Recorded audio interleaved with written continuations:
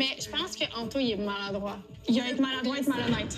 Dis-moi pas que je suis ton top 1 puis tu m'emmènes en voyage puis me l'as répété tantôt, mais tu parles constamment d'Alex, genre branche-toi. Là. C'est quoi vraiment le niveau de transparence qu'on doit à nos partenaires quand on date plus qu'une personne en même temps? La transparence, c'est super important. Mais c'est vrai que ça peut devenir tricky quand on ne sait pas exactement quelles informations on doit transmettre ou jusqu'à quel point on doit parler de nos autres dates à la personne qui est devant nous. Souvent parce qu'on a peur de peut-être blesser la personne, on ne veut pas nécessairement ruiner nos chances, mais aussi c'est normal de vouloir garder un certain jardin secret, surtout avec quelqu'un qu'on vient de rencontrer. Et c'est pour ça que souvent les gens attendent un certain temps ou que la relation évolue d'une certaine façon avant de vraiment avoir des conversations claires sur qui est-ce que je vois d'autre que toi. Le hic, c'est que des fois, vouloir cacher certaines informations pour préserver ses chances, ça peut mener à un certain bris de confiance, comme on l'a vu avec Joanie. J'ai pas fait mon choix, puis on dirait que là, je suis forcé. Parce que moi, là, dans ma tête, là, ce qui se passait, c'est que tu n'étais pas honnête envers moi.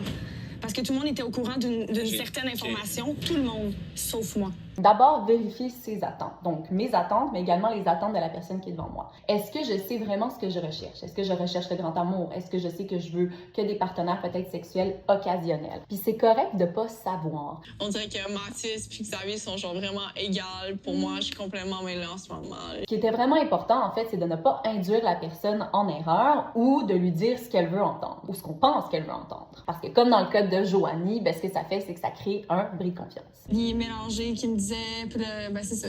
Il me dit qu'il a envie de me frencher, mais là, de ce que je comprends, toi aussi, il avait envie de te frencher. Fait que, honnêtement, j'étais un peu what the fuck, là. Ça nous évite aussi de cultiver peut-être plusieurs versions avec les différentes personnes qu'on date. Et que des contradictions ressortent à une heure de vérité, par exemple.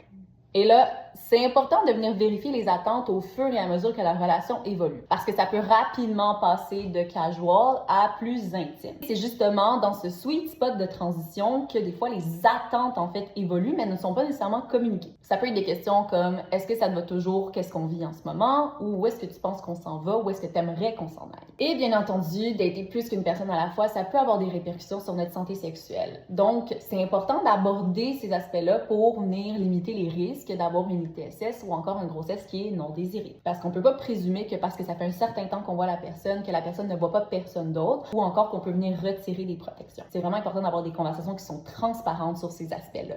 Et bien sûr, n'hésite pas à nous le partager en commentaire s'il y a d'autres sujets d'OD que tu aimerais qu'on aborde.